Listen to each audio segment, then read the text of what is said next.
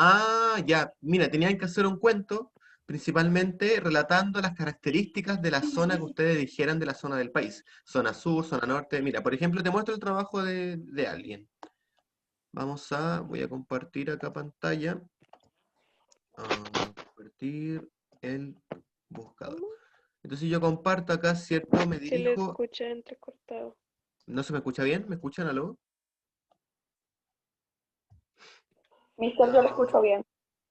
ya. Bueno, ahí cualquier cosa me avisan si es que se me la guía. Entonces yo me voy acá, ¿cierto? Tengo todas las clases que tengo y nos vamos, no a la historia de usted, vamos a historia séptimo B, por ejemplo. Y voy y abro, espérenme un poquito, que me están dando por chat. No. Ya, Alexa, entonces ¿estás atenta? Entonces yo voy acá, Sí, ¿cierto? Aquí sí. ya los evalué, por cierto. Y por ejemplo me voy a ver alguien, vamos al del Lucas, por ejemplo, que está bastante bueno. Entonces yo voy, abro, o sea, hago la actividad, ¿cierto? Y como te digo, tenías que hacer un cuento relatando, ¿cierto?, las características de una zona. Por ejemplo, si elegías la zona sur de Chile, tú tenías que buscar características de la zona sur de Chile, ¿cierto?, en Internet. Y ahí te van a salir diferentes páginas, ¿cierto?, en las cuales tú vas a poder sacar la información y relatarlo en una versión tipo cuento, tipo primera persona, como por ejemplo la historia que nos cuenta Lucas, que es el alumno, ¿cierto? Pero él va a estar narrar la historia de Sebastián, ese es su personaje Mister, de ficción, ¿cierto? Y dice, esta es mi una cosa, historia. Hola, soy ¿podría ser Sebastián. de otro país? ¿Cómo, Antonella, perdón? ¿Podría ser de otro país? Sí, sí, mientras sean características geográficas de otro país y también características culturales, no tengo problema con que sea de otro país, Antonella, sí. Ay, no, Mister, mira, es que yo estoy bien confundida. ¿Cómo que un cuento? Pero mira, pues este es un cuento, mira, esta es mi historia. Hola, soy Sebastián, tengo 10 años, vivía en Santiago, pero debido a que mi papá consiguió un trabajo en el norte chico, tuvimos que mudarnos. O sea que él nos va a narrar sobre el norte chico, ¿cierto? Eran las 7 de la mañana, nos levantamos muy temprano para llegar de día, mi mamá estaba guardando nuestra ropa, los cepillos de dientes, sándwiches, mantequilla, bla, bla, bla. Estaba estaba muy emocionado, ya que me contaron unos amigos del colegio que en el norte chico hay varios observatorios, debido a los cielos despejados y descontaminados de la zona. Incluso me dijeron que gente de la NASA trabajaba en esos observatorios. ¿Cachai? Como que vais haciendo el cuento y a la vez también vais relatando y la historia de las características de la zona del país. Bueno, este igual está bastante bueno, creo yo, este trabajo. Quizás vayamos a un trabajo más de la media, un trabajo más de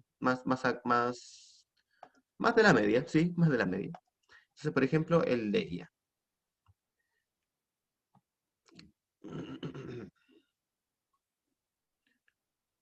Por ejemplo, aquí vamos a esperar a que cargue, ¿cierto? Ah, el de la Sofía también estaba súper bueno. Chuta. Es que la Sofía también creó una monita, ¿cachai? Aquí dice, hola, soy mi nombre es Sofía y les quiero contar acerca de la zona central. Te quiero contar que la zona central es una de las 5 grandes regiones geográficas del país y se encuentra en la cordillera de los Andes y la cordillera de la costa. ¿Se entiende, Alexa? Es básicamente eso lo que tienes que ir haciendo. Tienes que inventar un personaje de ficción, o también puedes ser tú misma, ¿cierto?, como personaje de ficción, y narrar las características de una zona del país. ¿Ya? Eso, pero oye, ese es el webhook que tenían que hacer, ese es el webhook que se supone que venció el domingo. Ahora, si lo quieren enviar Sí, y lo Mister, quieren... lo lamento, lo que pasa es que igual no me cargo. Mister, Sí, en sí, ese, no te en ese Yo preocupes. con el PowerPoint no se me lleva muy bien, entonces se me borran algunas diapositivas y entonces si no se me borra todo y me toca volverlo a hacer. Sí, sí, no se preocupe, se entiende. Ya, pero mire, Pero el que tiene que hacer igual ahora... igual se puede enviar ahorita, ¿no? Sí, sí, sí, creo que tú lo enviaste, ¿no? Parece que sí, ¿o no? Creo que tengo tu trabajo, no recuerdo bien. Bueno, pero el que tienen que hacer ahora, ¿cierto? Recuerden que siempre va a estar al final de la presentación que yo ya envié. Y entonces les va a aparecer un link en la presentación. Y ese link es el que yo acabo de colocar acá arriba. ¿Y qué va a pasar? Yo hago clic, ¿cierto? Accedo y me va a aparecer esta hermosa página. No sé si desde el celular les aparezca así. Desde el computador sí les va a aparecer. Les va a aparecer este mapa y les van a aparecer muchos, muchos, muchos puntitos, ¿ya? A mí lo que me interesa es que ustedes vayan a los puntos que existen acá en Latinoamérica, ¿ya? En toda esta parte del mapa. Entonces ustedes me preguntarán, pero profe, ¿qué son estos puntitos? Si yo, por ejemplo, hago clic en uno de estos puntitos, por ejemplo, en cuál hago clic? Díganme uno de ustedes, uno de París, uno de Brasil, uno de Paraguay, uno de Guyana, ¿en cuál hago clic? ¿En Latinoamérica, en América Central, en Norte de América, en cuál? Este, En ese, ya. Tenemos, ah, veamos la ciudad universitaria de Caracas.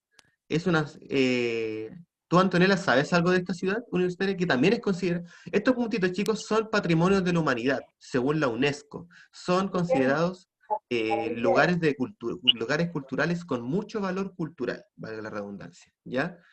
Y la ciudad universitaria de Caracas es uno de esos lugares, ¿cierto?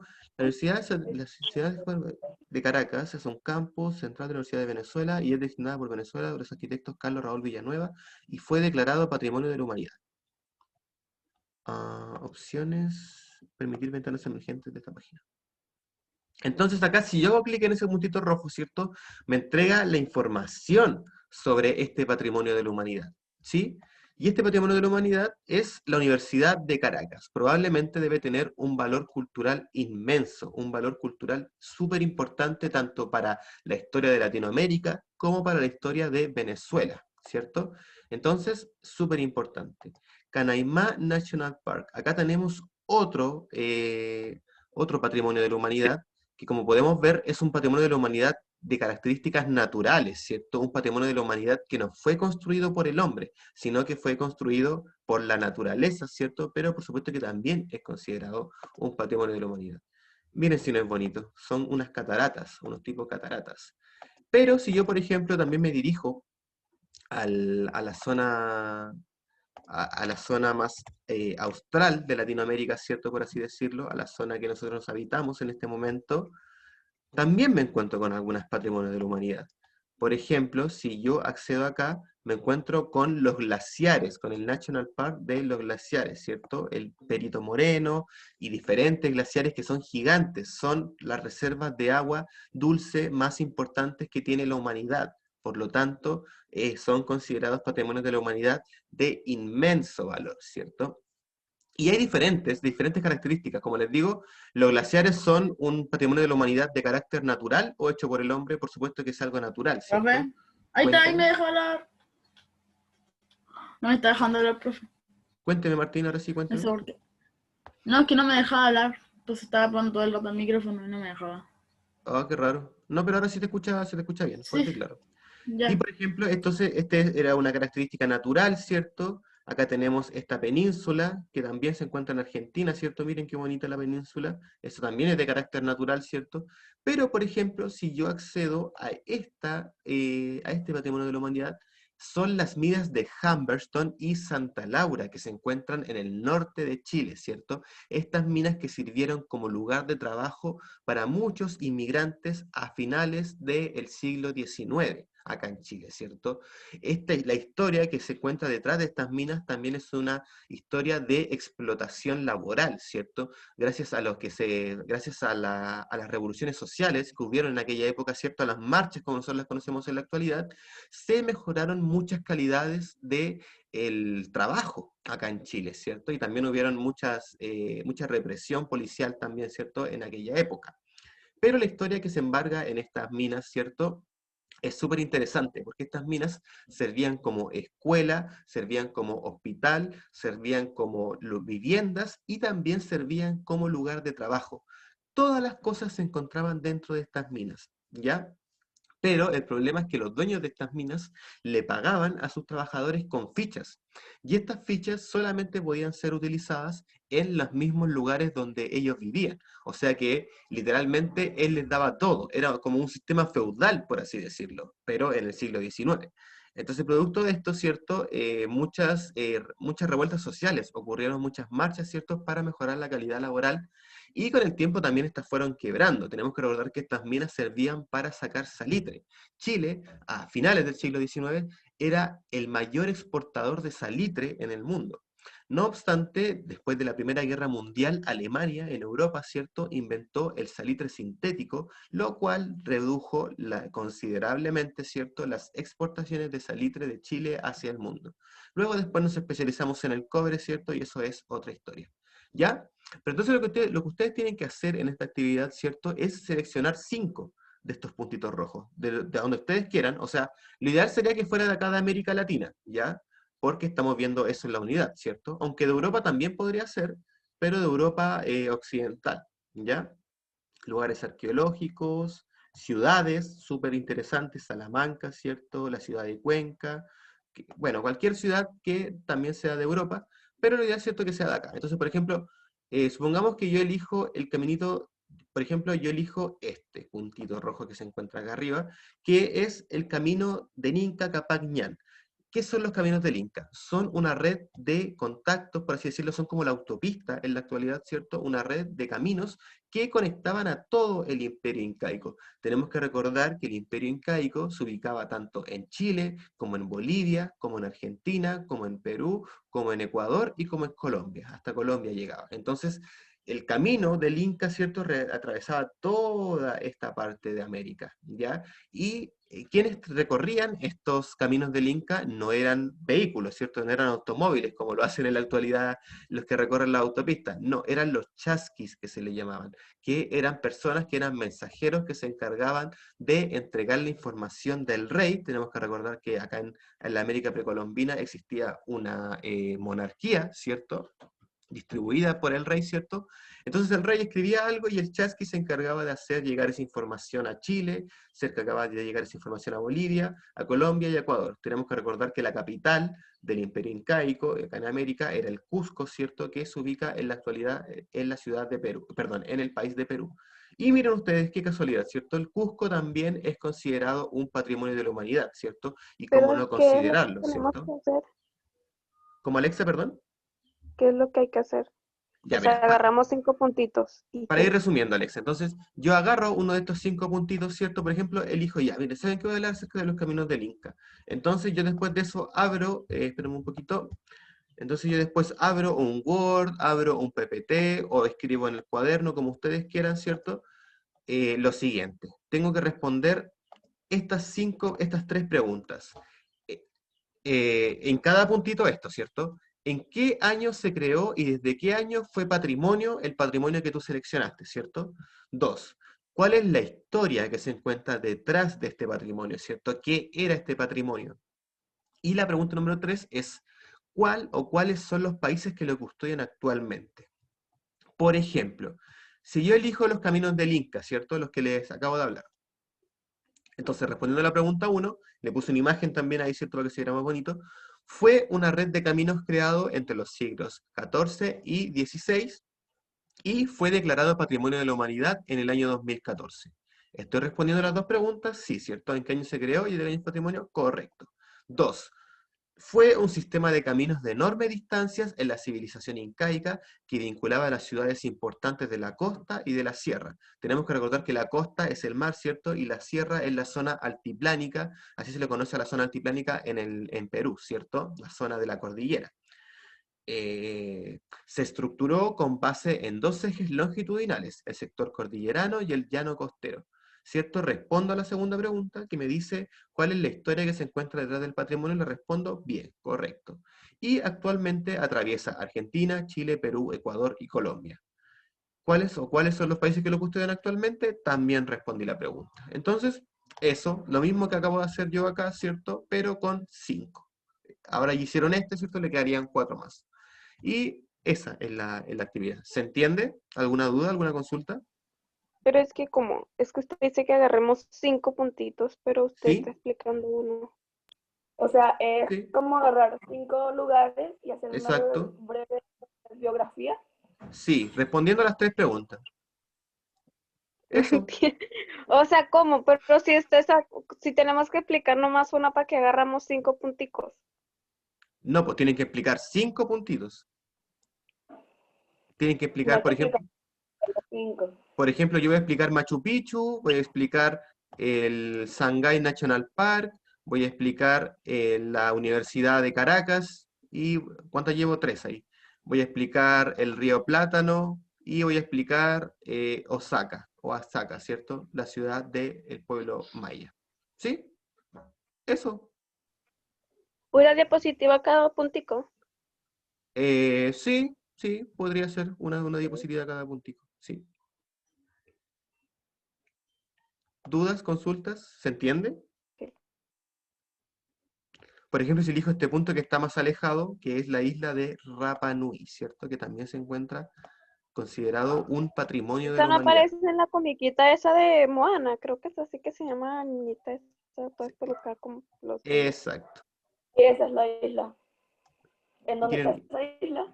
y tienen un conejito, miren qué bonito. ¿Se encuentra acá en Chile esa isla? Pues es territorio nacional, la isla de Rapa Nui. Aunque tan Sí, chileno no pero creo que se estuve consideren tan viendo chilenos. Si se fijan, están bastante Vaya, lejanos. Antonella, sale del camino. ujú. todavía sigue saliendo el camino de Inca Campaña. No les. Ah, ¿verdad que? Ah, perdón, mala mía, mala mía. Le estaba transmitiendo el PPT. Ahí sí, ¿cierto? Entonces, por ejemplo, yo digo, ya, ¿qué 5 puntos voy a elegir? Voy a elegir las cataratas de Iguazú, ¿cierto? Miren qué bonitas. Voy a elegir el Amazonas, ¿cierto? Miren qué bonito. Voy a elegir las minas de Humberstone en Chile, miren qué bonitas, pero ocultan una historia bastante oscura. Voy a elegir la ciudad antigua maya de Palenque, ¿cierto? Miren qué lindas las pirámides, ¿cierto? Todas estas cosas son patrimonio de la humanidad, todas. Voy a elegir la ciudad de Fortaleza en Cuba, ¿cierto? Miren qué bonita también. O la fortaleza que queda en República Dominicana, no me acuerdo. Parece que eso es República Dominicana, ya no importa. Pero eso. Y esta Esa es la isla de complicada. Rapa Nui, ¿cierto? Miren que tiene un conejito, miren que está bonito. Y también tiene las piedras, ¿cierto? Pero ahí, eso, tienen que elegir 5, ¿ya? Dudas, consulta con la actividad. No, no. Casi, ¿cuándo se entrega? Tienen hasta el 13 de diciembre, ¿ya?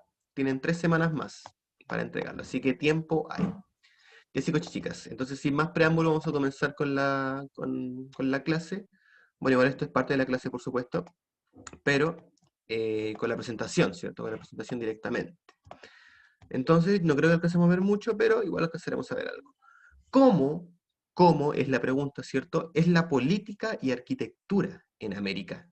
Cuando ustedes les pregunten cómo es la política y la arquitectura, cuando estén hablando con un extranjero, ¿cierto? Con un chino, cuando estén hablando con un inglés, y les preguntan, no, ¿cómo es la política y la arquitectura en América? Ustedes tienen que responder en inglés, ¿cierto? O en chino, que es una mezcla entre las civilizaciones occidentales, ¿cierto? Lo que es la civilización europea, españoles principalmente, y las civilizaciones precolombinas, ¿cierto? Las civilizaciones que habitaron América, nuestros pueblos originarios, ¿cierto? Etcétera. Es una mezcla entre ambos, una simbiosis, por así decirlo. Entonces, nosotros heredamos de ambas partes cosas, ¿ya? Obviamente hay un bando ganador, porque aquí se produjo una guerra, ¿cierto? Obviamente hay un bando ganador y hay un bando perdedor. El bando perdedor fueron los pueblos originarios, ¿cierto? Los cuales se subyugaron ante los pueblos occidentales, ¿cierto? Los cuales fueron los vencedores, ¿ya? Por supuesto que va a haber mucho más del legado occidental que el del legado precolombino. No obstante, ¿se acuerdan cuando yo les hablé de estas palabras al comienzo, ¿cierto? Aún existen, ¿ya? Y es ¿Profe? una mezcla, Ahí está. ¿sí? Cuéntame, Martín.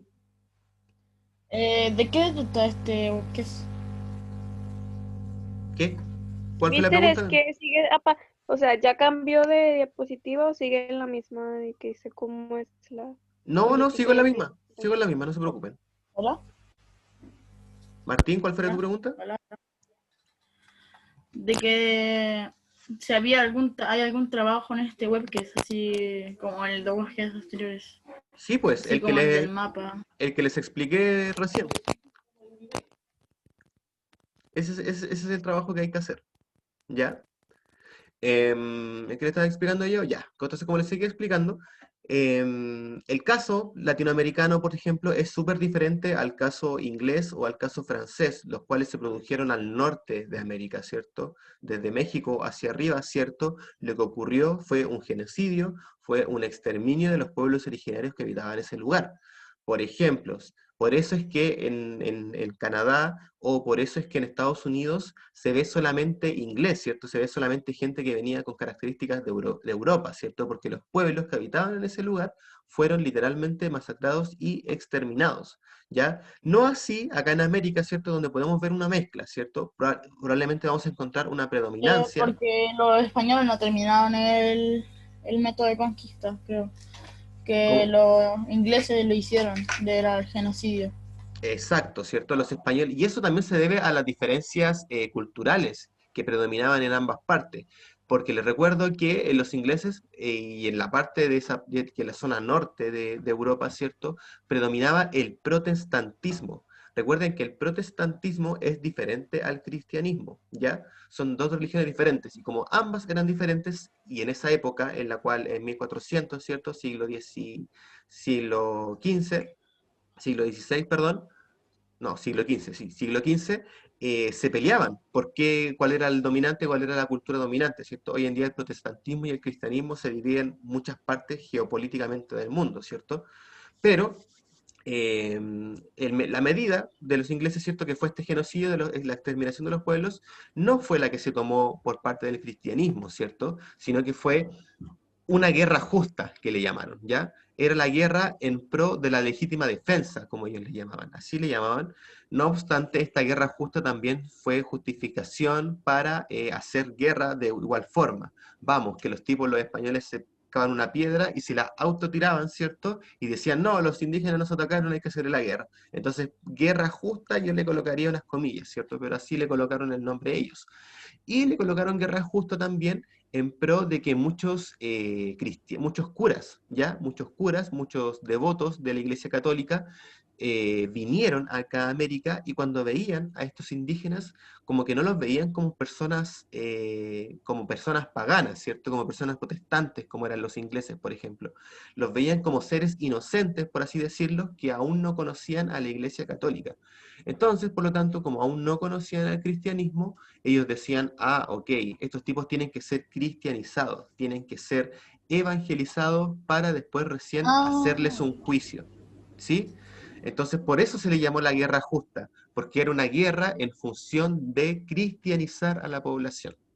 No obstante, estos tipos tampoco respetaron los derechos que tenían los pueblos originarios de habitar sus tierras. Entonces ahí también se encuentra una dualidad, ¿cierto? La cual ustedes pueden criticar si gustan, ¿ok?